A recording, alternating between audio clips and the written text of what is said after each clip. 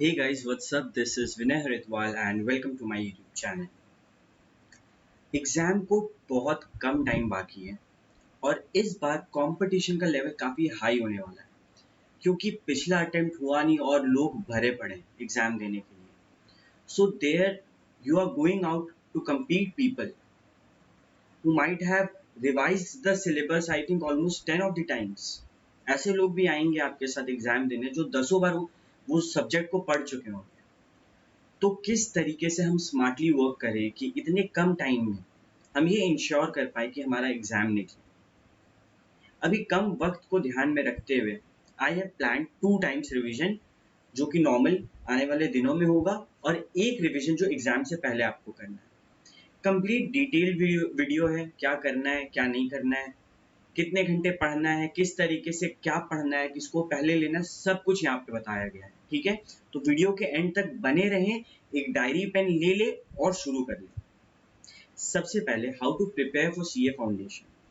Number 1, एक time table होना चाहिए. Prepare a time table. अगर आपका अपना टाइम टेबल नहीं होगा तो आपको पता नहीं होगा कि आप कहाँ पहुंचे हो. एक टाइम टेबल बनाओ जिसमें आप बता पाओ कि हाँ this is my progress, I have completed these things. इसके ऊपर एक सेपरेटली पूरा एक सेक्शन आने वाला है तो इस पर ज़्यादा डिस्कशन अभी नहीं करते. Second, practice accounts and maths. सबसे बड़ी गलती जो लोग करते हैं फाउंडेशन या फिर किसी भी लेवल पे कि वो अकाउंट्स के सम देखते हैं और बोलते हैं हाँ ये तो आसान है, हाँ ये तो पिछले वाले जैसा है, ये हो गया ये हो गया ये हो गया. नहीं, हर सम को एक बार करना ही करना है. कोई ऐसा सम नहीं होना चाहिए जो आपके हाथों से आपके कॉपी में सॉल्व नहीं हुआ हो. This is the first rule.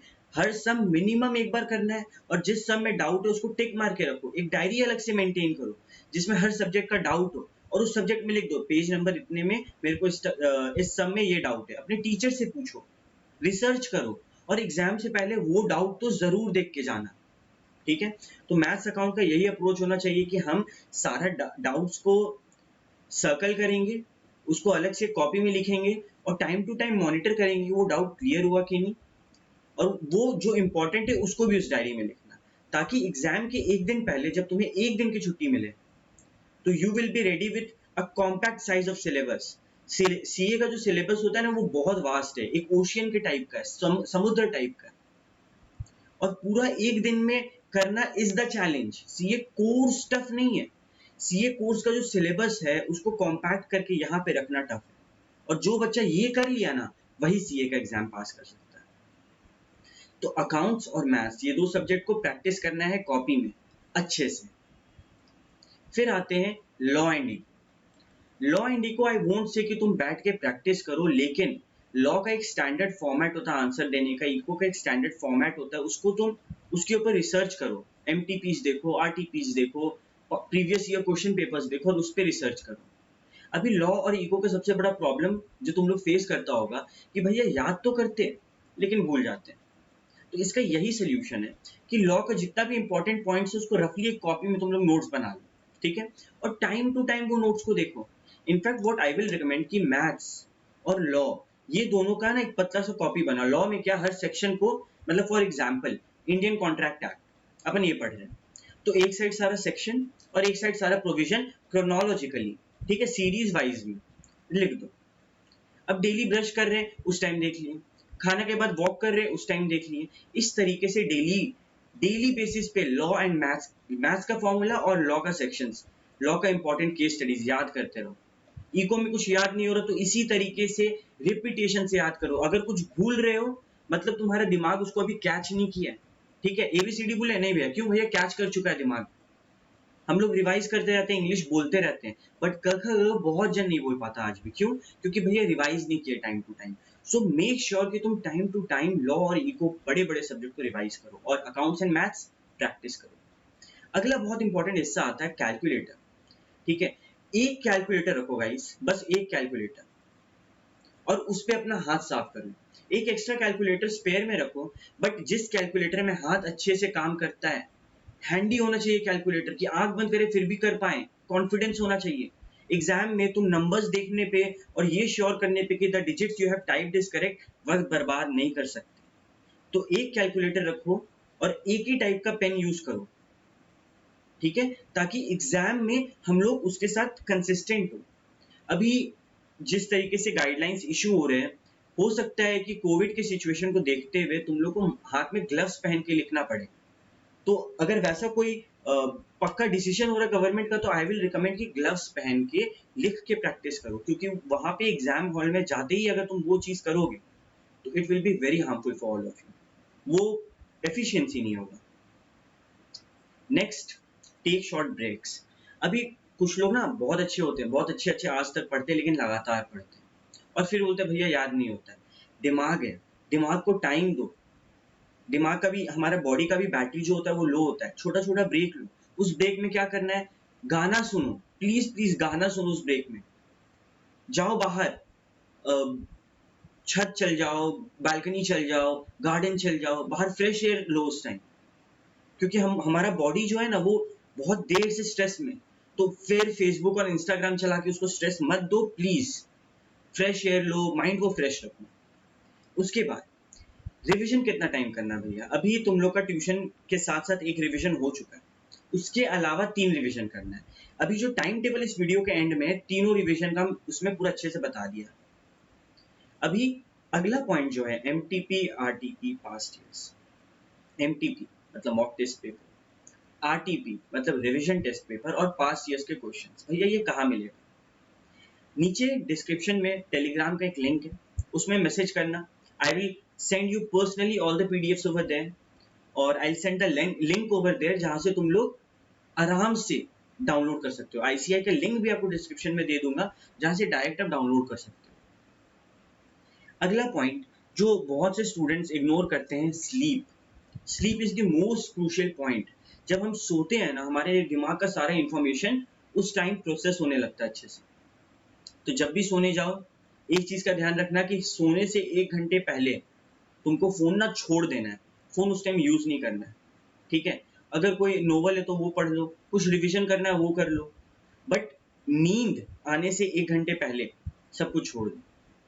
Minimum 7 hours का स्लीप लेना मस्ट है, उससे कम नॉट परमिटेबल। फिक्स टाइम पे सो। खाने का, अपना डाइट का ध्यान रखो, ज्यादा तला हुआ मत खाओ, ऐसा हेल्दी खाओ जिससे बॉडी को एनर्जी मिले, प्रोटीन रिच फूड खाओ।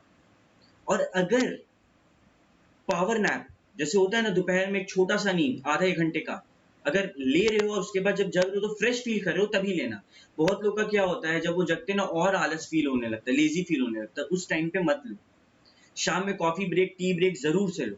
ये सब चीज का अपने बॉडी का और अपने माइंड का ध्यान रखो, क्योंकि वही जो है एग्जाम में पास कराएगा। अगला पॉइंट जो है ना बहुत इंपॉर्टेंट है, प्रिपेयर योर ओन नोट्स। खुद का नोट्स प्रिपेयर करना बहुत जरूरी है, स्पेशली जो थियोरिटिकल सब्जेक्ट्स होते हैं, वहां पे बुक में बहुत सारा नॉलेज होता है और बहुत से ऐसे ऐसे पॉइंट्स होते हैं जो अपन को याद नहीं होते। तो उस टाइम पे जो सब्जेक्ट में ऐसा प्रॉब्लम आ रहा है, जो कॉन्सेप्ट में ऐसा प्रॉब्लम आ रहा है, कॉपी लेके बैठो और जो तुमको समझ में आ रहा है उसको तुम स्केच आउट कर लो, डायग्राम्स बना दो, रफली लिख लो, हिंदी में लिख लो, जिस भी भाषा में लिखो, जिस भी डायग्राम में लिखो, तुमको वो दिमाग में घुसाना है वो चीज। इस तरीके से करना है कि अगर वो एग्जाम में आया तो वो डायग्राम तुरंत याद आ जाए मेरे को। और ये खुद का नोट्स होगा, ये कोई बड़ा से बड़ा टीचर भी तेरे को बना के दे देगा, it won't be that good जो तुम्हारा अपना होगा, ठीक है? तो खुद का कॉपी प्रिपेयर करो, खुद का नोट्स बनाओ। उसके बाद वही नोट्स को टाइम टू टाइम रिवाइज करना है, ठीक है? वही नोट्स को टाइम टू टाइम रिवाइज करना है। अगला, एक्सरसाइज एंड मेडिटेशन। बॉडी को स्ट्रेच करो, अगर प्रॉपर एक्सरसाइज नहीं कर सकते बॉडी को स्ट्रेच करो, वार्म अप करो। अभी सबसे बड़ा होता है ना कि भैया आई एम फीलिंग लेजी, हम क्या करें? तो जब भी यू फील लेजी ना, what you do, you sit down and start breathing heavy, okay? और you go out there and jump. It's impossible कि तुम जंप कर रहे हो तुमको लेजी फील हो रहा है, okay? You go for 50 jumps, you will feel energetic and back in the track. तो जब भी लेजी फील हो, बाहर जाओ, जंप करो, स्ट्रेच करो, ठीक है? और meditation is very important. YouTube पे ढूंढो, मेडिटेशन कुछ नहीं है, खाली जब दिमाग में कोई थॉट आ रहा है उसके साथ नहीं जाना, दिन में खुद को 10 मिनट एटलीस्ट दो कि हमको बैठना है और अपने ब्रीथ पे फोकस करना है। दिमाग वॉन्डर होगा, टेंशन नहीं लेना, स्ट्रेस नहीं लेना, हम लोग वही करेंगे। फॉर एग्जाम्पल 1 मिनट में तुम्हारा दिमाग 50 बार वॉन्डर होता है, तो धीरे धीरे उस नंबर को कम करना है, उस 50 को 10 तक लाना है। This is what meditation do. तो मानो हम लोग ब्रीथ पे काउंट कर रहे हैं, आराम से दिमाग चल गया, ओके, नो प्रॉब्लम, वापस चलो स्टार्ट करते हैं। इस तरीके से मेडिटेशन करो, it will be very beneficial. ये मेरा पर्सनल एक्सपीरियंस है, ये रिसर्चर्स ऑलरेडी बता चुके हैं, ये साइंस है। तो please do meditation and exercise. Next, the last point but the very most important point, distraction.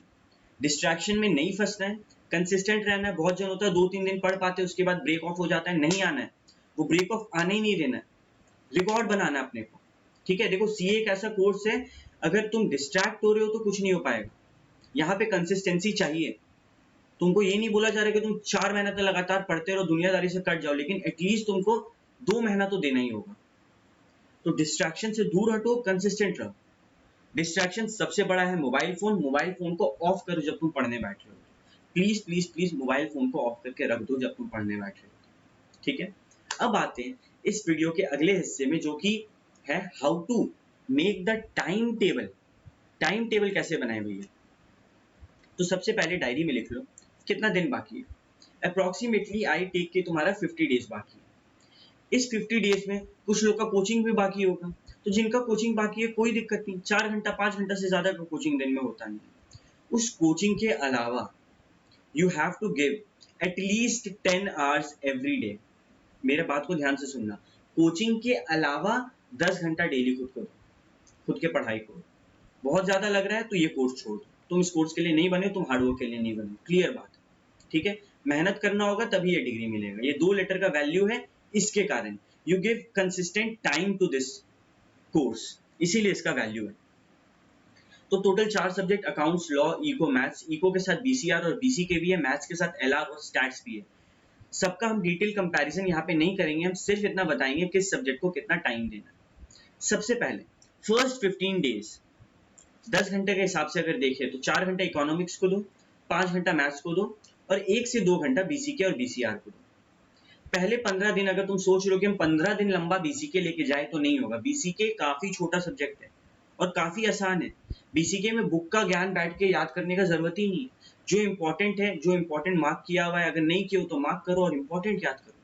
पीछे का क्वेश्चन आंसर्स देखो, स्कैनर सॉल्व करो, क्वेश्चन एमसीक्यू सॉल्व करो, बीसीके कंप्लीट है। तो एटलीस्ट अगर तुम नहीं भी तो करके 8 दिन में बीसीके कंप्लीट कर लोगे हंसते खेलते, 8 नहीं तो 9। तो जो बचा हुआ दिन है उस 15 डेज में से मानो 5 से 6 दिन अगर तुम्हारे पास बचा हुआ तो उसमें बीसीआर स्टार्ट करो। तो ऑलमोस्ट 15 डेज में इको कंप्लीट, इको का फर्स्ट रिवीजन हो गया, मैथ्स का फर्स्ट रिवीजन हो गया, मैथ्स में एलआर स्टैट्स भी, और बीसीके बीसीआर का फर्स्ट रिवीजन हो गया। अब आते हैं अगले 15 दिन में। अगले 15 दिन accounts, law, BCK BCR same. Accounts 4 घंटा या फिर अकाउंट्स 5 घंटा, लॉ 4 घंटा, एज यू फील। अगर तुमको थ्योरेटिकल ज्यादा मेहनत लग रहा है तो उस तरीके से करो, और बीसीके बीसीआर उसी तरीके से ले जाओ। मेक श्योर कि पहले 30 दिन में अकाउंट्स एक बार, इको एक बार, मैथ्स एक बार, लॉ एक बार, ये 4 सब्जेक्ट एक एक बार हो। बीसीके बीसीआर 2 बार एटलीस्ट हो जाना चाहिए पहले 30 दिन में। ठीक है, तो हम लोग का एक revision maths, eco, accounts, law का हुआ और 2 रिवीजन बीसीके बीसीआर का हुआ। अब आते हैं नेक्स्ट 15 डेज। नेक्स्ट 15 डेज क्या करना है? हम लोग क्या कर रहे थे पहले, भैया एक दिन में 2 से 3 सब्जेक्ट पढ़ रहे थे, लेकिन अब क्या करेंगे, अब हम लोग एक सब्जेक्ट को 3-3 दिन तक पढ़ेंगे। अकाउंट्स 3 दिन में कंप्लीट करना है। ठीक है, ये एम रखो कि ओके मेरे को आने वाले जो 2 से ढाई दिन में पूरा अकाउंट्स कंप्लीट करना है एनी हाउ। और एक एमटीपी मिनिमम, जो लास्ट एमटीपी तुम्हारे आईसीए के वेबसाइट पे, वो एक आरटीपी मिनिमम और एक पेपर मिनिमम, लास्ट ईयर का क्वेश्चन पेपर मिनिमम सॉल्व करना है। जब हम सॉल्व करना है बोलते तो आई मीन कि सॉल्व करना है। ठीक है, आरटीपी, एमटीपी और एक पास्ट ईयर का पेपर, ये 3 अगर सॉल्व किए हो तो चांसेस है कि तुम्हारा निकलेगा। अगर ये 3 सॉल्व नहीं किया, आई एम रियली सॉरी, तुम अपना चांस गिरा चुके हो पास करने का। ठीक है, तो एक एमटीपी, एक आरटीपी, एक पेपर, 2 से ढाई दिन अकाउंट्स पढ़े, फिर आधा दिन में ये सब कर लिए। उसी तरीके से 3 दिन में इको कंप्लीट करो विथ एमटीपी आरटीपी पेपर, फिर 3 दिन में लॉ कंप्लीट करो विथ एमटीपी आरटीपी पेपर। 4 दिन लगेगा मैथ्स के लिए, क्योंकि मैथ्स ज्यादा बड़ा है तो उसके लिए भी 4 दिन ले लो, लेकिन एमटीपी आरटीपी पेपर के साथ लास्ट में बीसीके बीसीआर दोनों को एक दिन, एक दिन दो, काफी है। तो नेक्स्ट 15 दिन ऐसे पार हुआ। अभी हम 50 डेज लिए, ठीक है, हैंड में, तो स्टिल आई हैव 5 डेज। तो इस 5 दिन में मानो कोई सब्जेक्ट में कोई चैप्टर, फॉर एग्जाम्पल लॉ में कंपनीज एक्ट में डाउट है, तो वो डाउट क्लियर करो अपने टीचर के साथ, उसके ऊपर रिसर्च करो। अगर कोई सब्जेक्ट है जिसमें कॉन्फिडेंस नहीं आ रहा तो इस 5 दिन में उसके ऊपर मेहनत करो। और अगर तुम्हारा एग्जाम जो है वो 2 नवंबर से होगा तो ये 5 दिन को समझ लो 3 दिन, क्योंकि जो 2 दिन है उस 2 दिन में तुमको 3 दिन, फॉर एग्जाम्पल 25 से 31 अक्टूबर हम लोग गिने, 26 से 31 अक्टूबर, 31 अक्टूबर, तो 26, 27, 28 ये 3 दिन तक जो करना है करो। 29, 30, 31 वन, ये जो 4 दिन है ये 4 दिन में अकाउंट्स और लॉ घोल के पी जाना। ज्यादा टाइम अकाउंट्स को, लॉ को कम टाइम देना, ताकि अकाउंट्स लॉ हम लोग एग्जेम्पशन हासिल कर पाए, उसको अच्छे से करें। तो ये ओवरऑल प्लानिंग स्ट्रैटेजी है हमारे एग्जाम के लिए। अब अगर कोई सब्जेक्ट में स्पेसिफिकली तुम लोग को चाहिए तो हमारे कमेंट बॉक्स पे डालना, और किसी भी टाइप का गाइडेंस चाहिए फ्री ऑफ कॉस्ट गाइडेंस मिलेगा। टेलीग्राम का नंबर है नीचे, उसमें मैसेज करो, डाउट पूछो, we will help you out. Our team will surely reach out to you. But तुमको सिर्फ ये करना है, ये काम पे मेहनत करना है। अगर ये जो डिग्री है CA ये चाहिए ना तो मेहनत चाहिए। एंड आई नो कि अगर ये वीडियो अभी तक तुम लोग देखा है तो तुम लोग मेहनत कर सकते हैं। ठीक है, अगर और भी कोई मदद चाहिए, I have already said go to Telegram, ask us out, और प्लीज इस चैनल को सब्सक्राइब कर देना, क्योंकि लगातार तुम लोग को इस टाइप का वीडियोस यहाँ पे मिलते रहेगा। और अगर सब्सक्राइब नहीं करोगे तो नोटिफिकेशन नहीं आएगा, तो प्लीज सब्सक्राइब दिस